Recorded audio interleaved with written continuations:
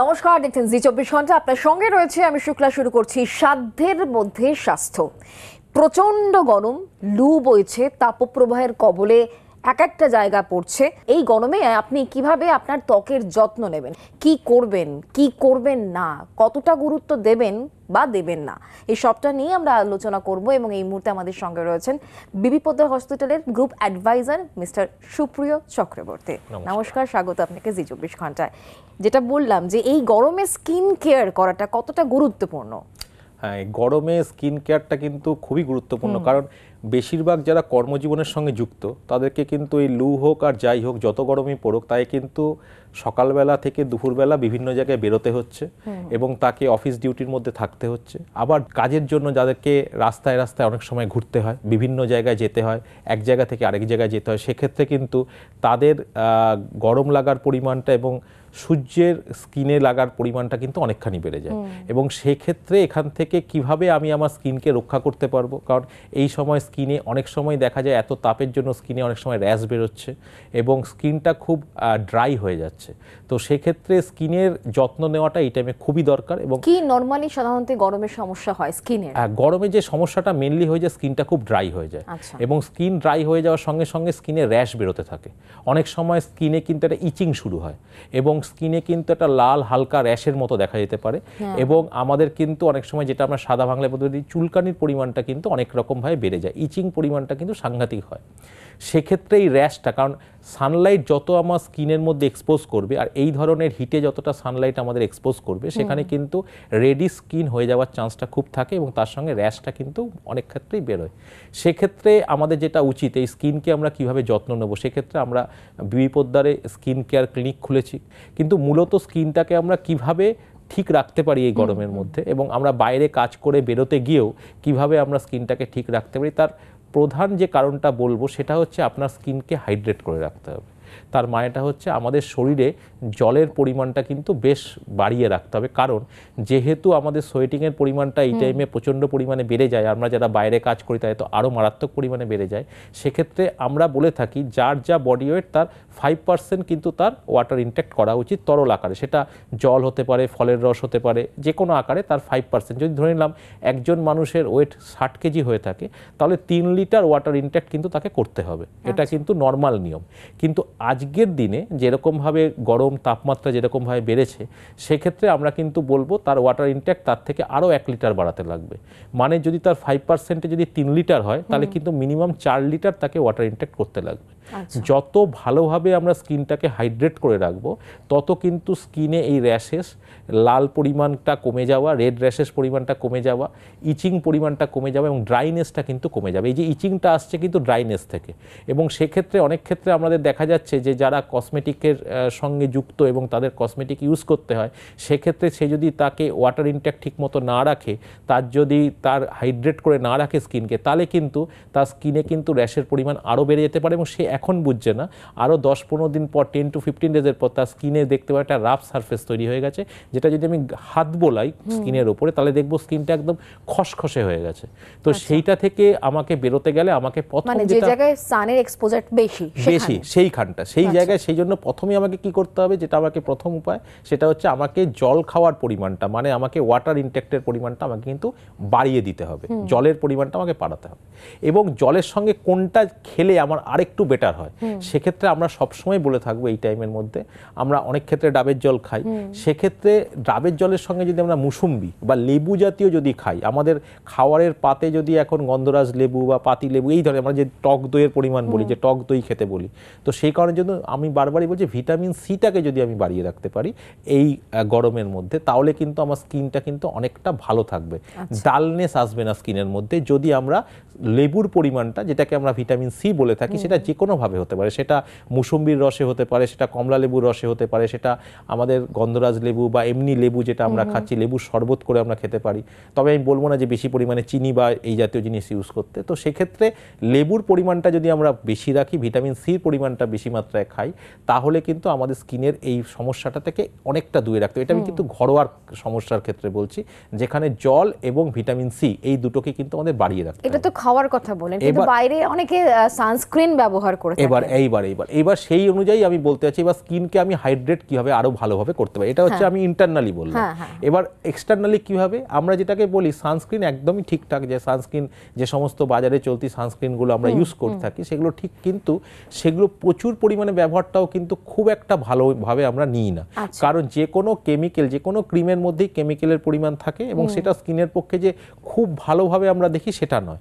আমরা চাই যে মানে স্কিনের মধ্যে কেমিক্যাল পরিমাণটা যতটা কম রাখা যায় ততটা স্কিনের ক্ষেত্রে ভালো। কিন্তু এখন যে রোদটা যে বাইরে বেরোচ্ছে, যা হিটটা, তাতেই যে আমাকে স্কিনকে প্রোটেক্ট করতে গেলে আমরা যেটা বলি, যদি আমরা ছেলেরা হই তাহলে যদি আমরা ফুলাতা শার্ট পরি তাহলে কিন্তু আমাদের অনেকটা বেটার হবে। আর যদি আমরা মুখে যদি কোনো রকম মাস্ক জাতীয়, এমনি কোভিডের সময় আমরা তো মাস্ক ইউজ করে আমরা অনেকটা হ্যাবিচুয়েটেড হয়ে গেছি, সেক্ষেত্রে যদি এরকম একটা মাস্ক পরি তাতে আমাদের দুটো উপকার হবে। একটা হচ্ছে পলিউশন, লু, এর থেকে আমরা খানিকটা নিজেকে রাখতে পারবো এবং সর্বোপরি মুখের স্কিনটাকে কিন্তু আমরা অনেকটা বেটার করতে পারবো। সেই কারণের জন্য আমরা কি বলতে চাইছি, যতটা স্কিন আমাদের সান এক্সপোজার কম পাবে, মানে সানের থেকে এক্সপোজার যতটা স্কিন কম পাবে ততটা তাকে আমি বেটার রাখতে পারবো। তা মুখের এমনি তো আমি বললাম যে ফুলাতা যদি শার্ট আমরা পরি বা এই ধরনের জিনিস পরি, তার সেক্ষেত্রে তো আমাদের হাতের স্কিনটা তো অনেকটাই সান এক্সপোজার থেকে আটকে গেল। মুখের ক্ষেত্রে আমরা যদি মাস্কটা ব্যবহার করি, যে আমরা আবার যখন কোনো ঘরে ঢুকলাম বা কোনো জায়গায় গেলাম, কোনো অফিসে ঢুকলাম, তখন আমরা মাস্কটাকে খুলে নিলাম, কিন্তু যখনই আমরা অফিসের বাইরে বেরোচ্ছি তখন যদি আমরা মাস্কটাকে পরে নিই তাহলে কিন্তু আমাদের যে স্কিনের যে সানের এক্সপোজার সেটা কিন্তু অনেকটা কমে যায়। সেক্ষেত্রে স্কিনটা ড্রাই হয়ে যাওয়ার চান্সটা অনেকখানি কমে যায়।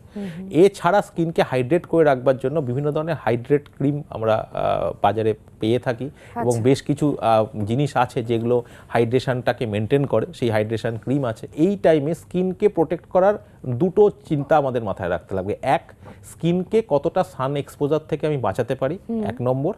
2 নম্বর, আমাদের ইন্টারনালি আমাদের ওয়াটার ইনটেকের পরিমাণ বাড়িয়ে দিতে হবে, যেটা 5% বললাম বডি ওয়েটের সঙ্গে, তার সঙ্গে আরও 1 লিটার অ্যাড করতে হবে। 3 নম্বর, ভিটামিন সি খাওয়ার পরিমাণটা বাড়াতে হবে। ওষুধের দ্বারা বলছি না, আমি বলছি যে কোনো লেবু খাওয়া বা এই ধরনের যেগুলো সাইট্রেট ফুড আছে সেই ধরনের সাইট্রেট ফুডগুলোকে খাওয়ার পরিমাণ বাড়াতে হবে। আর 4 নম্বর যেটা করতে হবে, আমরা যদি মুখে যখন আমরা বেরোচ্ছি তখন যদি আমরা মুখের মধ্যে মাস্কটা ব্যবহার করতে পারি, যেটা আমরা বাইরে যখন বেরোচ্ছি সেই টাইমে যদি মাস্কটাকে আমরা রাখতে পারি তাহলে স্কিনটা কিন্তু সান এক্সপোজার থেকে ঠিক থাকবে। আর তারপরে যেটা আমি বলবো, সানস্ক্রিন অবশ্যই ইউজ করা যেতে পারে, কিন্তু ডেলি ইউজ করতে হবে, কিন্তু পরিমিত, পরিমাণ অত্যন্ত কম হবে। এবং তার সঙ্গে আমি বলবো সানস্ক্রিনের চেয়েও হাইড্রেশন, যেহেতু আমাদের গরমের সময় সবচেয়ে সমস্যা ঘটে যেটা, সেটা হচ্ছে ত্বকটা শুষ্ক হয়ে যায়, ত্বকের মধ্যে জলীয় যে পরিমাণটা সেটা অত্যন্ত পরিমাণে কমে যায়। সেক্ষেত্রে যদি আমরা হাইড্রেশনটাকে ঠিক রাখতে পারি, হাইড্রেশন একটা ইন্টারনালি যেটা বললাম, আরেকটা এক্সটার্নালি যেটা বললাম, বিভিন্ন হাইড্রেশন ক্রিম পাওয়া যায়, যে হাইড্রেশনটা কিন্তু আমরা যদি বেরোনোর আগে আমরা যদি মুখের মধ্যে আমরা ইউজ করে থাকি, অল্প পরিমাণে ইউজ করে থাকি, সেটা কিন্তু অনেক বেশি সানস্ক্রিনের চেয়ে বেটার হবে। সানস্ক্রিন কখন ইউজফুল? অল্প সান এক্সপোজারে সানস্ক্রিন বেশি ইউজফুল। আজকে যে ধরনের হিট ওয়েভ চলছে কলকাতার উপর দিয়ে বা পশ্চিমবঙ্গের উপর দিয়ে বা তথা সারা ভারতবর্ষের উপর দিয়ে বলা যেতে পারে, সেক্ষেত্রে আমরা কিন্তু এই সানস্ক্রিনকে খুব একটা বিরাটভাবে রাখি না। সানস্ক্রিনকে তখন রাখি যখন হালকা, যখন সান এক্সপোজার হচ্ছে তখন সানস্ক্রিন আপনার ত্বকের জন্য খুব ভালো। সেক্ষেত্রে আমরা যেটা বলে থাকি হাইড্রেশনটা বেশি মেনটেন করাটা আমরা বেশি পরিমাণে জরুরি দেখি। আচ্ছা, একটা বিষয়, অনেক ক্ষেত্রে যেহেতু স্কিনের বিষয়, অনেকে ভাবে যে ঠিক আছে এই গরমটা কেটে যাওয়ার পর স্কিন আবার নর্মাল হয়ে যাবে, অনেক ক্ষেত্রে আমরা অতটা গুরুত্ব দিই না। তো সেক্ষেত্রে আপনি কিভাবে বিষয়টাকে দেখছেন এবং কোন ক্ষেত্রে সতর্ক হওয়াটা জরুরি? গুরুত্ব খুব দেওয়া উচিত। কি সিম্পটমস দেখে আমরা অ্যালার্ট হব? আমাদের যদি স্কিনের সেলগুলো ডেড হয়ে যায়, যেটা আমি বলছি যেটা ভয়াবহ, যদি আমরা খুব বেশি পরিমাণে সানে এক্সপোজ হই বা আমাদের দৈনন্দিন জীবনে আমাদের কাজের ধরন এরকম যেখানে আমাকে সানে এক্সপোজ হতে হয়, সেক্ষেত্রে আমি যেগুলো বললাম সেগুলো যদি মেনে না চলা হয় তাহলে স্কিনটা কিন্তু আমাদের মুখের স্কিনটা কিন্তু ড্রাই হয়ে যাওয়ার চান্সটা খুব থাকে। এবং ড্রাই মানেটা কি, আমার সেলটা কিন্তু আমাদের সেলের মধ্যে যে কোলোডীয় পদার্থ আছে বা আমাদের ওয়াটার ইনটেক আছে তার পরিমাণ অত্যন্ত কমে যাচ্ছে। সেক্ষেত্রে যদি স্কিনের সেলটা যদি ডেড হয়ে যায় সেক্ষেত্রে কিন্তু আপনার ওখানে পার্মানেন্ট ড্যামেজ হবে এবং ওই জায়গায় স্কিনটা আপনার রাফ হয়ে যাবে এবং পরবর্তীকালে কিন্তু ব্ল্যাক স্পট পড়তে পারে, কালো হয়ে যেতে পারে স্কিনটা, মানে আমরা যেটাকে বলি একটু বাদামি কালারের স্কিনটা হয়ে যেতে পারে। সেক্ষেত্রে আপনার কিন্তু ওটা পার্মানেন্ট ড্যামেজের দিকে যেতে পারে। সেক্ষেত্রে আমরা বারবারই বলবো যে কোনোভাবেই এটাকে অবহেলা করবেন না। আপনি নিজেকে যেরকমভাবে ইন্টারনালি হাইড্রেট রাখবেন সেই কারণের জন্য বিভিন্ন হাইড্রেশন ক্রিম আপনার বাজারে পাওয়া যায়, সেই হাইড্রেশন ভাবে রেখে আপনাকে মুখের হাইড্রেশনটাকে মেনটেন করতে হবে। চেষ্টা করতে হবে, সবচেয়ে ভালো উপায় যতটা স্কিন আমার সান এক্সপোজার কম পায় সেক্ষেত্রে আমি বললাম ফুলাতা জামা বা ফুলাতা শার্ট এই ধরনের ব্যবহার করতে হবে। এবং মুখের ক্ষেত্রে যখন আমরা বাইরে বেরোচ্ছি যদি আমরা মাস্ক ব্যবহার করতে পারি তাহলে সেটা অনেক ক্ষেত্রে বেটার হয় এবং আমার স্কিন কিন্তু এই ধরনের ড্যামেজ থেকে রক্ষা পেতে পারে। আচ্ছা, 2-3টে শব্দ আছে যেগুলো নিয়ে খুব বেশি আলোচনা হয় কিন্তু অ্যাকচুয়ালি কি আমরা হয়তো অনেকেই জানি না, সেটা হচ্ছে কসমেটোলজি আর ট্রিকোলজি। এগুলো শুনেছি আমরা, এগুলো অ্যাকচুয়ালি কি? দেখুন, কসমেটোলজি আর ট্রিকোলজি এটা আমাদের এই গরমের সঙ্গে সম্পর্কযুক্ত নয়। এটা হচ্ছে যে যদি কোনো রকমভাবে কাউর অনেক সময় মুখের মধ্যে স্কিনে হেয়ারের পরিমাণ বেশি থাকে, কাউর হয়তো কোনো রকম ডিফর্মিটিস থেকে থাকতে পারে, লিপে থেকে থাকতে পারে, তার নোজে থেকে থাকতে পারে, তার আইতে হতে পারে, অনেকের ক্ষেত্রে চোখের ভুরুতে ঠিকমতো অনেক সময় ঠিকমতো গ্রো করে না, সেক্ষেত্রে সেটাকে ঠিকমতো গ্রো করানোর জন্য, বা অনেক সময় স্কিনে কিছু ডিফর্মিটিস থেকে থাকতে পারে বা স্কিন ডেড সেল বেশি থাকতে পারে।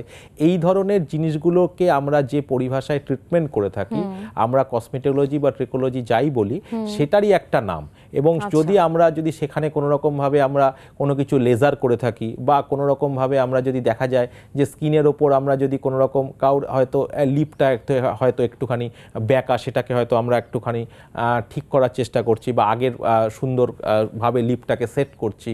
অনেকের ক্ষেত্রে গায়ের মুখের মধ্যে আমাদের দেখি হেয়ারের পরিমাণটা, মেয়েদের ক্ষেত্রে দেখা যায় অনেক সময় হেয়ারের পরিমাণটা বেশি থাকে, সেক্ষেত্রে এই হেয়ারটাকে পার্মানেন্টভাবে আমরা তাকে যদি ট্রিট করতে যাই তখন আমাকে লেজার ইউজ করতে হয়। তো এই ধরনের যে পদ্ধতিগুলো করা হয়ে থাকে মুখের মধ্যে, যদি এরকম ধরনের যদি কোনো রকম কিছু করি বা যে ধরনের প্রসিডিওরগুলোকে আমরা করে থাকি তাকে আমরা এই ধরনের কসমেটোলজি বা ট্রিকোলজি বলে থাকি। ওকে, ঠিক আছে, আমরা আলোচনা চালিয়ে যাব কিন্তু একটা বিরতির সময় হয়েছে, বিরতি নিচ্ছি, বিরতির পর ফিরে আসছি। কোথাও যাবেন না, আপনি সঙ্গে থাকুন।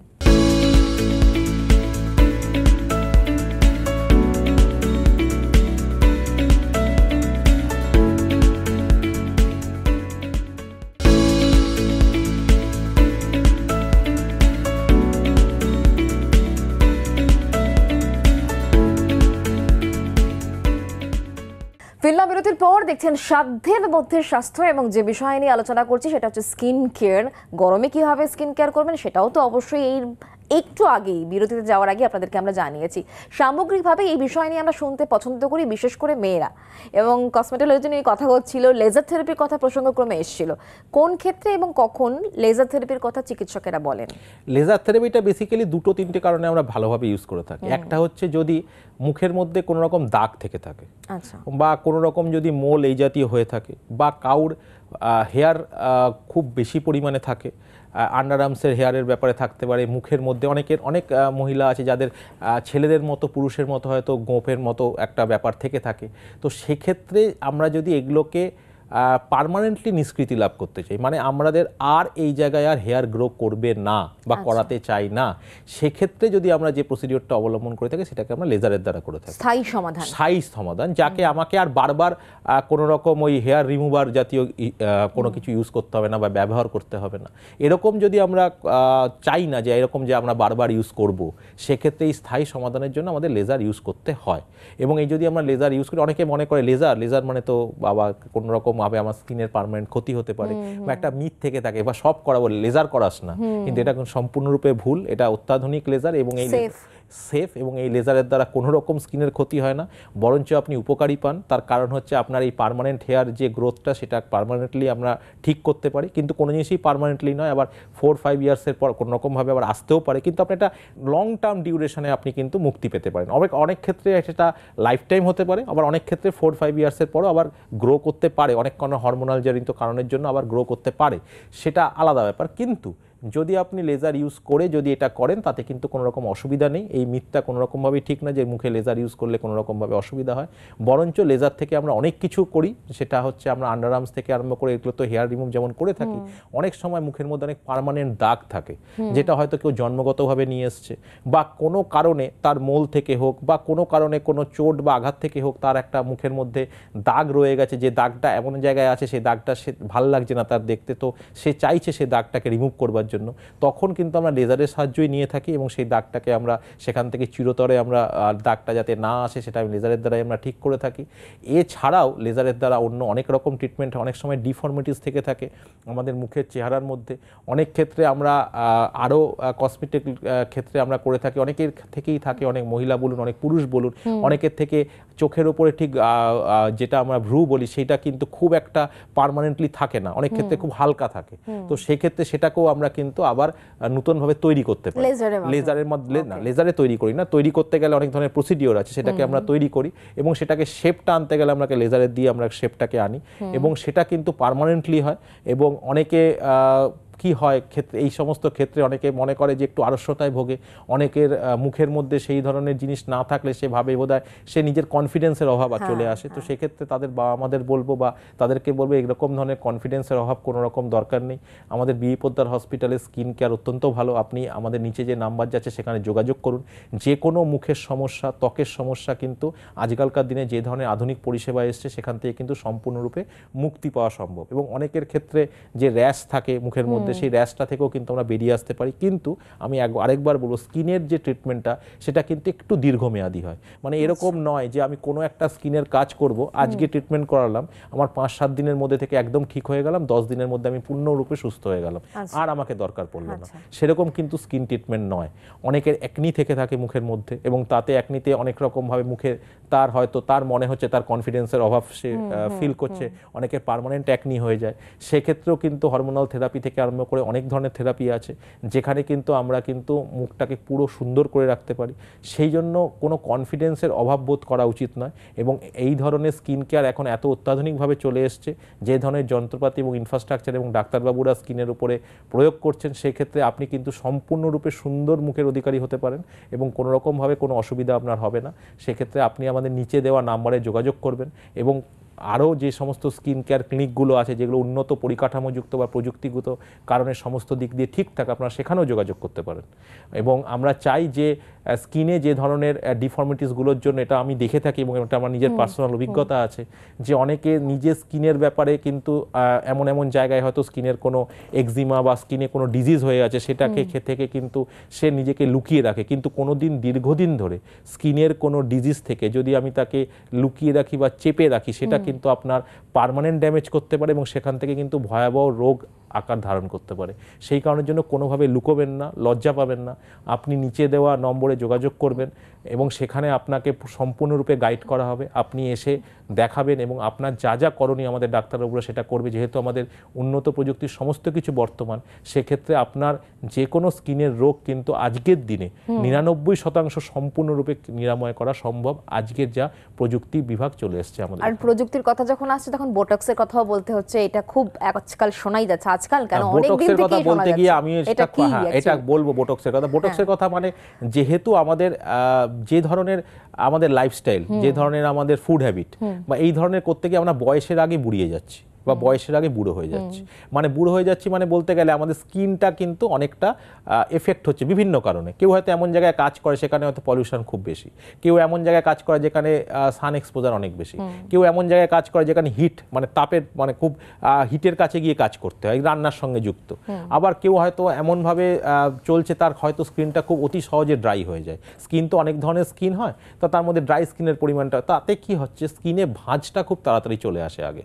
তো এই যে ভাঁজটা স্কিনে চলে আসছে, সেখান থেকে কিন্তু আমাদের ঠিক করার জন্য একটা বোটক্সের ট্রিটমেন্ট আমরা করে থাকি। কিন্তু আমার ক্ষেত্রে সবচেয়ে বড় যেটা আমি আজকালকার দিনে দেখে থাকি ছেলে মেয়েদের মধ্যে বা খুব কম বয়সী ছেলে মেয়েদের ক্ষেত্রে, ও ঠিক আছে ওটা কিছু না, বোটক্স করে নেবো।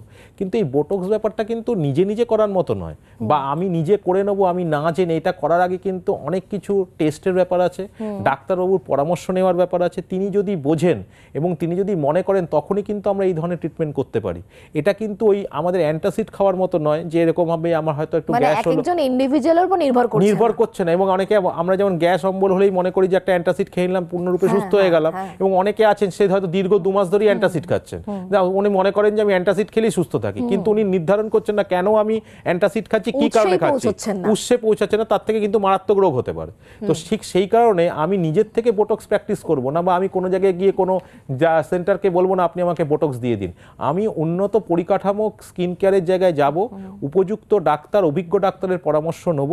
তিনি যদি মনে করেন তখনই আমরা বোটক্সে যাব, এবং তিনি যদি মনে করেন সেটা দরকার আছে তখনই আমরা করব।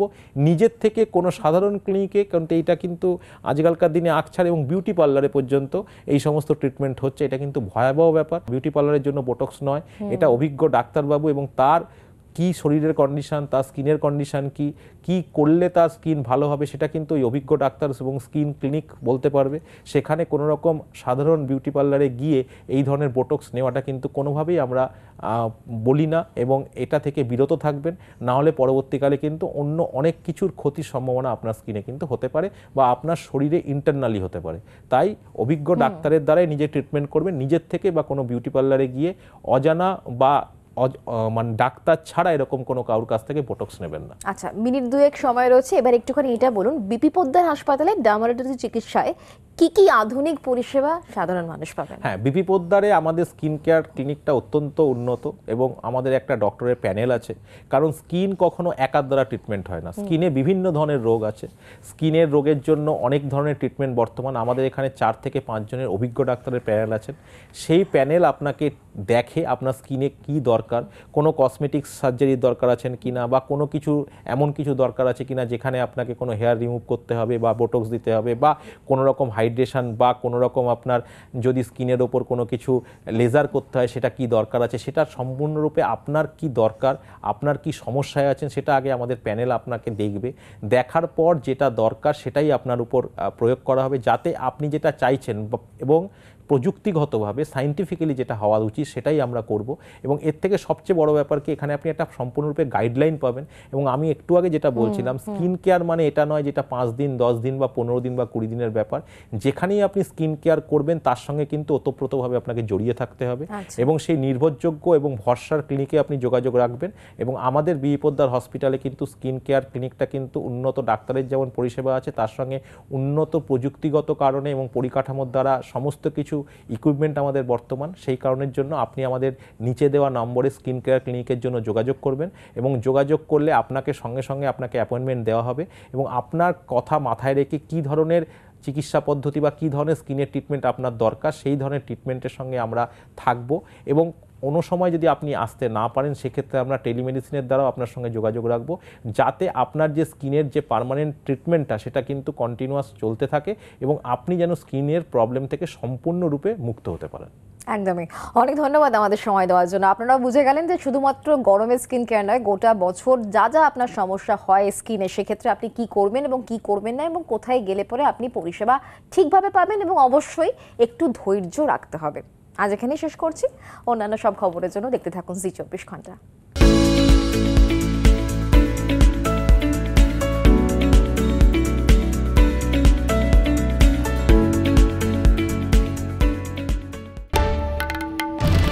বাংলার আওয়াজ, বাঙালির আবেগ, জি 24 ঘন্টা।